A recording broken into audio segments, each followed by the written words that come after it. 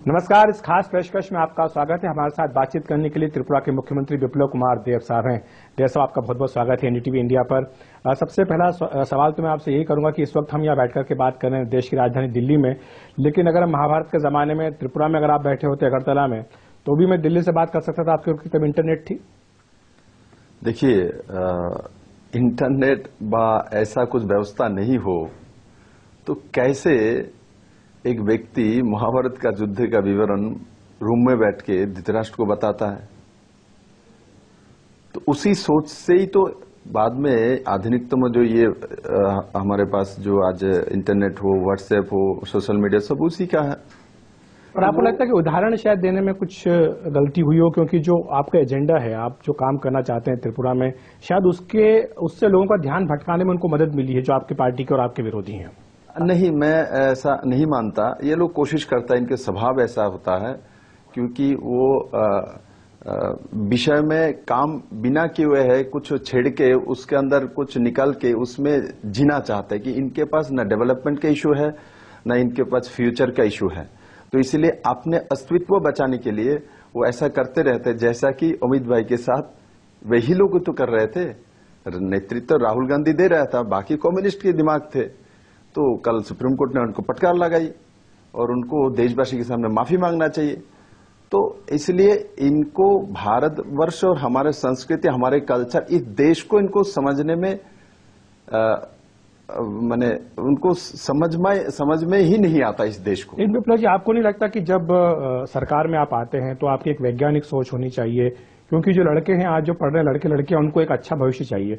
अगर वैज्ञानिक सोच के साथ जाएंगे, जैसे कि उदाहरण देता हूं, आपके कई मंत्री हैं सरकार के केंद्र में, सत्यपाल जी जो एचआरडी मिनिस्टर है, वो कहते हैं कि डार्विन की थ्योरी गलत थी। Doctor Harshvardhan science and technology minister, लेकिन वो कहते हैं कि जो स्टीफन हॉकिंस थे, उन्होंने वेदों के हिसाब से अपना ज्ञान लिया था, किसी एक वेबसाइट के उन्होंने उठा करके कर लिया, मालूम पड़ा बाद में कि वो ठीक नहीं था। तो आपको लगता नहीं कि एक वैज्ञानिक सोच होनी चाहिए जब आप सरकार में आते हैं? तो आपको ऐसा लगता है वैज्ञानिक सोच हमारे सरकार के नहीं है? हमारी सरकार जो पहले एनडीए बने थे, स्वर्गीय प्रमोद महाजन जी आज नहीं है। आज आपके हाथ में जो मोबाइल है, ये जो पूरे घर घर में पहुंच गए हैं और ये सुविधा आई है, वो उसी समय हुआ, तो हमारा सरकार आने के बाद हुआ है।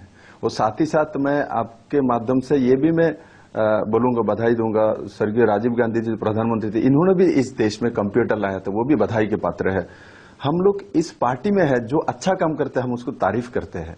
तो इसलिए इस देश में इंटरनेट को घर में पहुंचाना है, इस देश में हर घर में मोबाइल पहुंचा देना है, सबके हाथ में वो पहुंचा देना, वो तो हमारे सरकार ने की, अटल जी की सरकार ने की। और डिजिटलाइजेशन जो करना है, नरेंद्र भाई मोदी ने की पूरे देश में। तो इसका श्रेय मेरे कम्युनिस्ट बंधु को नहीं जाते, वो तो ऑर्थोडॉक्स है।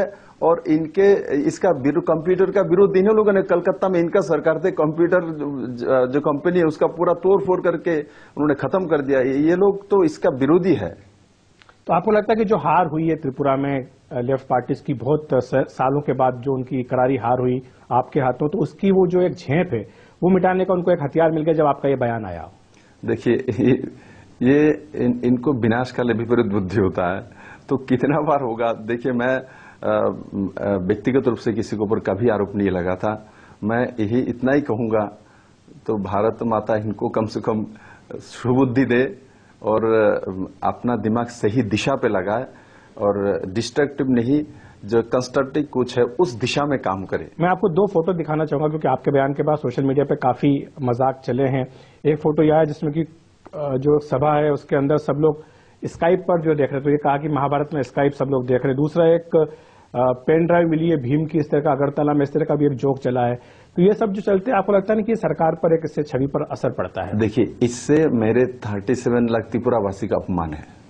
ये सरकार जनता का सरकार है। इतने दिन जो सरकार था वो पार्टी का सरकार था।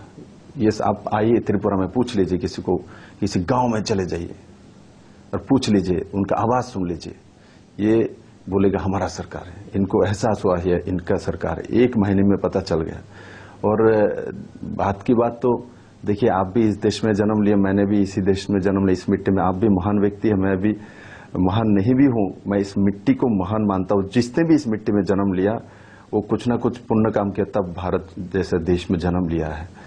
और ये जो इस तरीके से मेरे त्रिपुरा की धरती को अपमान किया जाता है, मेरे त्रिपुरेश्वरी माता का जो भूमि है उस भूमि को अपमान किया जाता है।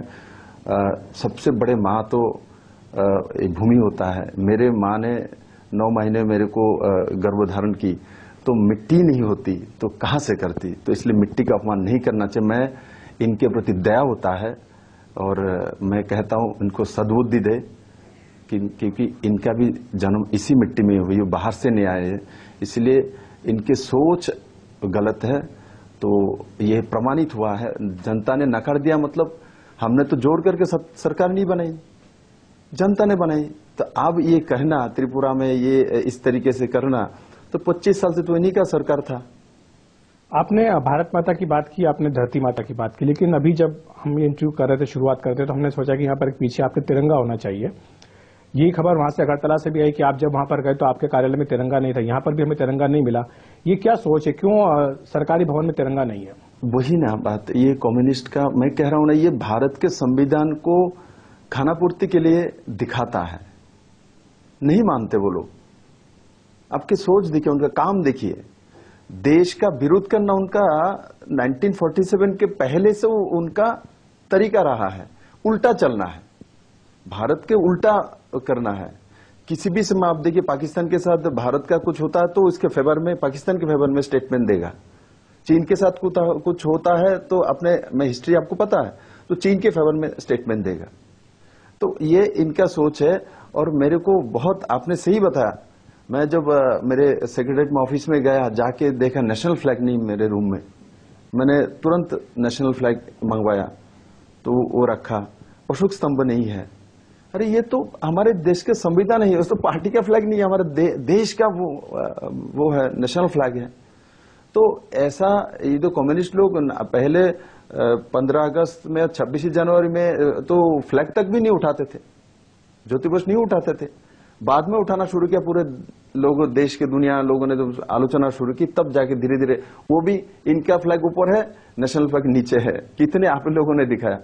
तो इनके ये पता नहीं कैसे लोग हैं। अब इनके बारे में मेरे को लगता है आप भी समय बर्बाद मत करिए, मेरे को भी समय बर्बाद मत कराइए।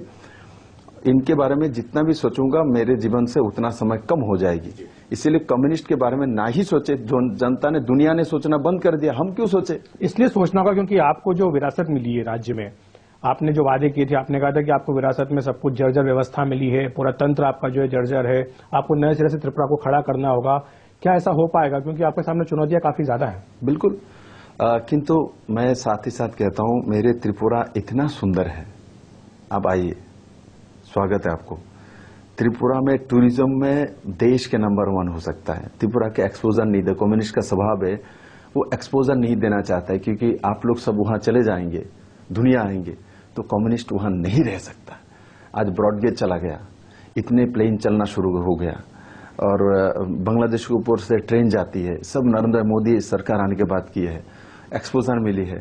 त्रिपुरा सुंदरी एक्सप्रेस जो पहला ब्रॉडगेज ट्रेन है, दिल्ली से अगरतला जाती है, तो लोगों ने पूछा त्रिपुरा सुंदरी एक्सप्रेस ये कौन है, कहाँ है? त्रिपुरा सुंदरी माता, अच्छा शक्तिपीठ है, तो लोग जाने लगा दर्शन करने के लिए, एक्सपोजर मिल रहा था। तो अभी त्रिपुरा में मैं आपको बोलता हूँ, पूरे देश में सबसे ज्यादा गैस छोटा आयतन के हिसाब से हमारे पास है। हमारे पास 825 मेगावाट बिजली है, 250 मेगावाट बिजली लगता है त्रिपुरा, कमर्शियल एवं रेजिडेंशियल दोनों मिला के, बाकी सब एक्स्ट्रा है। जिस राज्य के पास बिजली है उस राज्य को किसी ने डेवलपमेंट से रोक पाया क्या दुनिया में? हमारे पास क्वीन पाइनएप्पल है, जो कि दुनिया के सबसे ज्यादा टेस्टी पाइनएप्पल है। कभी हमारे पुराने सरकार ने इसके बारे में बताया क्या? चुनाव लड़ रहे थे आपकी पार्टी, तब ये वादा किया गया कि, कहा गया कि लेफ्ट रूल में जो है बेरोजगारी ज्यादा है, करीब 19% आपने आंकड़ा गिनाया था।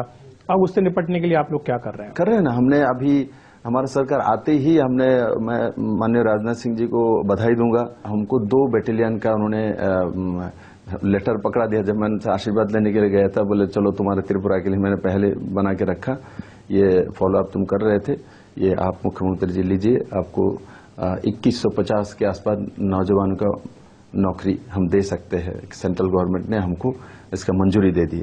तो पहले दफा है, मेरे को तो पहले 7 दिन में हमको 2000 लोगों का नौकरी मिल गया, जो आप बोल रहे हैं। ये बार बार विचारधारा की लड़ाई की बात होती है। ये भी बात जब आपकी जीत हुई तो ये कहा पीएम मोदी की तरफ से भी आया कि त्रिपुरा की जीत बहुत महत्वपूर्ण है, यूपी से भी ज्यादा महत्वपूर्ण है क्योंकि विचारधारा की लड़ाई में जीत हुई है। एक बात जो सामने आई थी ये भी थी कि आरएसएस के कुछ प्रचारक जो थे, जिनकी वहां पर अब जिनका अपहरण हुआ, उनकी हत्या भी हुई, उसके लिए आप क्या कर रहे हैं? क्या आपकी सरकार ने उसके में आगे कुछ कार्रवाई करने की बात की है? देखिए, बिल्कुल उस समय हमारे जो प्रचारक लोगों को इस तरीके से किडनैपिंग करके मारा गया है, असंवैधानिक है और इसका कोई विचार नहीं मिला राज्य सरकार की तरफ से, क्योंकि वो कम्युनिस्ट पंथी राज्य सरकार, तो उस सोच के लोग तो इसका विरोध करते, आपको जानकारी है। वो सहिष्णु नहीं है और इसका प्रमाण सोवियत यूनियन ने दिया, इसका प्रमाण चाइना ने दिया, जितने भी कम्युनिस्ट देश है उसने वही दिया। हमारे यहाँ जब नहीं बनता, जहाँ कम्युनिस्ट का सरकार नहीं हुआ माओवादी बन जाता, जहाँ सरकार है व्हाइट कलर बन के घुस जाता, यही उनका कैरेक्टर है। तो इस विषय में सरकार ने गंभीरता से ली है और इसके लिए हमने एक SIT गठन की है हमारे सरकार आने के बाद। एक सवाल और भी, आपने शायद ये भी कहा है कि जो पाठ्य पुस्तकें चली आ रही उनमें भी बदलाव किया जाएगा, इसके पीछे क्या सोच है? इसके पीछे सोच है हमको क्वालिटी ऑफ एजुकेशन देना है, क्वांटिटी ऑफ एजुकेशन नहीं। सरकार कम्युनिस्ट का था, इस कानून से दिखाने के लिए सबसे ज्यादा लिटरेसी रेट त्रिपुरा में है, केरला में है, वो दिखाने के लिए क्वांटिटी ऑफ एजुकेशन दिया जा रहा था, क्वालिटी ऑफ एजुकेशन नहीं। जिस कारण से आज इंटरनेट का जमाना आ गया, किसी भी कंपटीशन हो, UPSC हो, रेलवे बोर्ड हो, सब भी ट्रांसपेरेंट है। आपको इसको देने के लिए उस योग्यता होना चाहिए। त्रिपुरा के सरकारी स्कूल में जो पढ़ते थे वो सब त्रिपुरा का जो शिक्षा व्यवस्था को उनको ध्वस्त कर दिया, इनको सिर्फ लालीकरण के सिवा कुछ नहीं किया। अरे मैं भी त्रिपुरा से पढ़ा हुआ हूँ, जो मैं हिस्ट्री में पढ़ता था, हिस्ट्री में हमारा जो 11, 12 में और 9, 10 में हिस्ट्री में 50-50% होता था, Indian history and world history, ठीक। और इंडियन हिस्ट्री में महात्मा गांधी से लेके बाल गंगाधर तिलक से लेके नेताजी सुभाष चंद्र लेके हमारे सब मुगल सम्राट से लेके सबका हिस्ट्री रहता है। और इन्होंने 25 साल से हिस्ट्री चेंज कर दिया। आपकी हिस्ट्री बुक के सामने 9 से 12 तक आप त्रिपुरा में कोई बुक्स मंगवा लीजिए तो पहले स्टालिन का छवि, लेनिन का। अरे भाई, त्रिपुरा में स्टालिन लेनिन कहां से आया? जो मूर्तियां लगी हुई क्या उनको भी हटाया जाएगा अगर पाठ्य पुस्तकों से आप हटा रहे हैं तो उनको? देखिए, मूर्तियां से मेरे कोई मतलब नहीं है। मूर्तियां जिन्होंने हटाया उनको सोचना है, मेरे को नहीं सोचना। मेरा काम है क्वालिटी ऑफ एजुकेशन देना। इसलिए मैं अगले हमारे कमेटी बन रहा है, हम NCERT का ही सिलेबस त्रिपुरा में लागू करेंगे। जिस सवाल से मैंने शुरू किया था वही सवाल पे मैं खत्म करूंगा, तो क्या उन किताबों में ये भी पढ़ाया जाएगा कि महाभारत में इंटरनेट थी? बिल्कुल थी, इसमें आज भी बोल रहा हूं। ऐसा कुछ नहीं हो तो आप ही बताइए, तो कैसे हो सकता है? वो कैसे बता सकता है? तो इसलिए हमारे देश के जो साइंस, आप भारतीय जो मूल्य हैं उनको आप बच्चों को सिखाना अरे हम लोग इसी सोच को लेके, जो हमारे दुनिया के सबसे पुराने जो वो है सभ्यता है, वो हमारे देश का सभ्यता है। और आज के दिन में सबसे आगे, सबसे ज्यादा जो एक साथ 104 सैटेलाइट भेजा था, वो भी मेरे देश के प्रधानमंत्री, मेरे देश ने किया। तो दोनों ही हमारा है, हमारे तो दोनों हाथ में लड्डू है।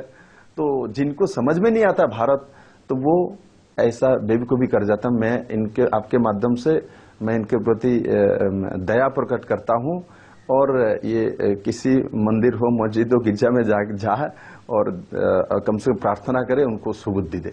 बहुत बहुत धन्यवाद विप्लव जी और आपको शुभकामनाएं।